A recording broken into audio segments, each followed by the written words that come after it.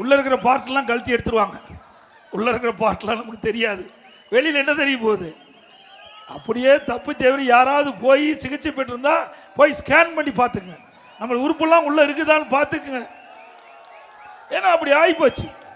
அவர் பேட்டி கொடுக்குறார், நான் 250க்கு மேலே நான் இந்த உறுப்பு மாற்ற அறுவை, அதாவது கிட்னி டிரான்ஸ்பிளான்ட் பண்ணியிருக்கிறோம். அப்படி பண்ணியிருந்தா நான் எப்படி அந்த உயர் ரக கார் வாங்கணும்னு சொல்றாரு. எவ்வளவு எதிர்த்தாளமாக பேசுறாரு. ஒரு நாட்டு மக்கள் ஏழைகள், அந்த ஏழைகள் வறுமையை பயன்படுத்தி இப்படி இந்த கிட்னியை வேறொருக்கு மாற்றுவதற்காக பணத்தை கொடுத்து வியாபார பொருளாக ஆக்கியிருக்கான்னு சொன்னா இது எவ்வளவு பெரிய குற்றம். அந்த குற்றச்செயல் கூட மறைக்கிறதுக்கு முடியல, அந்த குற்றச்செயலை நியாயப்படுத்தி பேசுகிறார். அதுதான் தவறா இருக்குது. ஆகவே அனைத்து இந்திய அண்ணா திராவிட முன்னேற்ற கழக அரசு அமைந்த பிறகு இதையெல்லாம் முழுமையாக விசாரிக்கப்படும்.